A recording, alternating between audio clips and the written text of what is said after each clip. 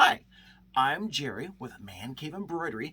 Today we are going to work on using our Mighty Hoops and tracing our design using the Mighty Hoops to make sure our design fits inside of here and doesn't hit the outside edge. So I'm going to back up just a little tiny bit. So before we work with the Mighty Hoops, we are going to go back to our factory hoops. When we purchased our 10 needle brother or baby lock machine, it came with 4 factory hoops.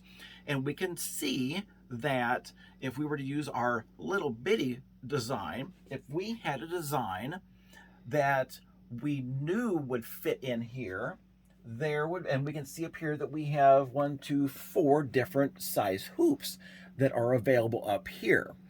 And so we know if our design would fit inside of this hoop and we put this hoop on our machine, the smallest hoop would light up.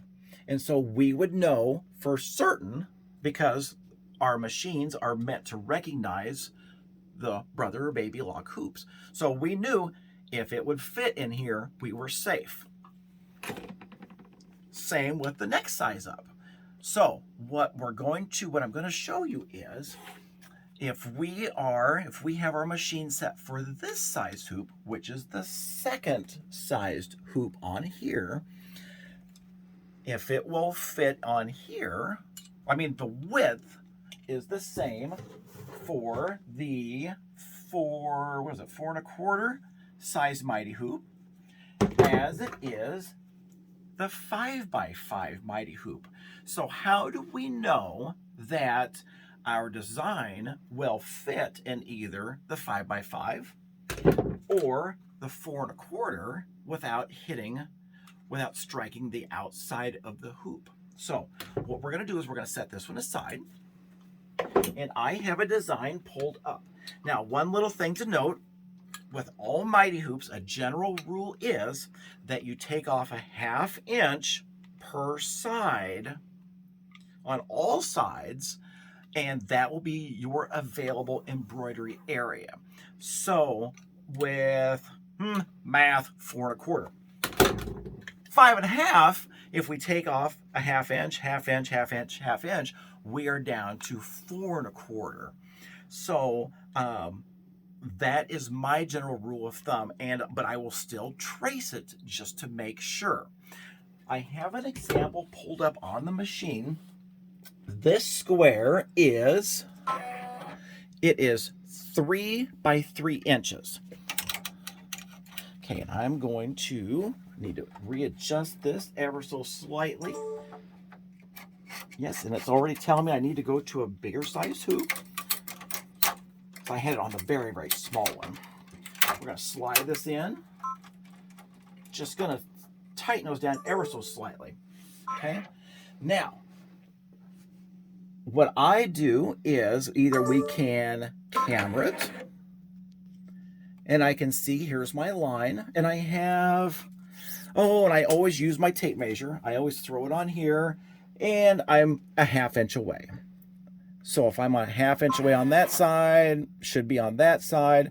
But my area of concern would be right up in here with this sized hoop, because as you can see how the hoop curves, that would be just a little bit of a concern for me. But this is on the right hand side. And if we look at our machine, and again, it shows the same curve. I moved it to the left hand side. Again, we're on the left hand side. But if we look down at our needles, let's go to needle number 1. We can see that, our needle is in the middle, but we have our needle support, or whatever you want to call it, here on the left hand side. So we have to be mindful that this stays on the left hand side. So even though it may show fine on our screen, we need to always make sure and take into account that needle support on the left hand side. So it might sew out fine or be fine measurement wise on the right, but we always have to remember that, especially if it curves.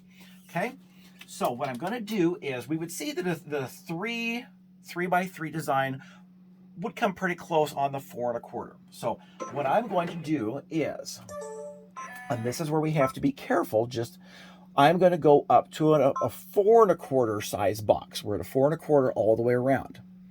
That is the size of our hoop. But the width of this hoop with our brackets, the machine thinks that we are still sewing out using the second largest hoop, which is this one, for the original hoop that we purchased from Brother or Babylock, or the one that came with our machine. But the sewing area, because this is a 4x4, and we know that we can go 4 inches by 4 inches because that's how they've made it. But this one is a 4 1/4, but we need to make sure and subtract our 1/2 inch, 1/2 inch, 1/2 inch, 1/2 inch. So our available real estate on this hoop is not the size of this one. Even though this size says 4 1/4, this is 4. This one we do not have to subtract any outside area. So I'm going to show you that it did not tell us to move up to a bigger design. So we're going to camera this, and let's see where our design hits. Good thing we cameraed it, because we are well outside of our available hooping area. There's the top. We would hit this hoop for sure.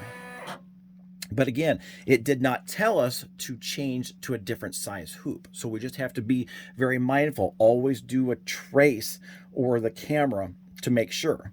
Now, what I'm going to do is I'm going to remove the 4 1/4 hoop, put my 5 1/2 inch on, and we can see I did not adjust my A arm at all. They are the same width. Now let's see. So we have a 4 1/4 inch box, and we have our 5 1/2 inch hoop. So again, we just camera it just to make sure, and it looks like it would be okay. So that, I just wanted to make sure and let everybody know that with the size of these hoops, again, you must subtract it. And I always camera it, whether it be any way that you want to position it, just to make sure that your design will fit. And I've read several comments where people were a little bit hesitant to use the Mighty hoops just because they weren't sure. They wanted to make sure it wasn't going to hit the sides. So if you are just mindful of which size hoop you're using, the size of your embroidered design, and then always, always, always do either a trace, or like I did, like the camera, where you can view each section, and that will make sure that you stay within the boundaries of the Mighty hoop. So again, if you have any questions, comments, or ideas that you'd like to know, please let me know. Thank you very much.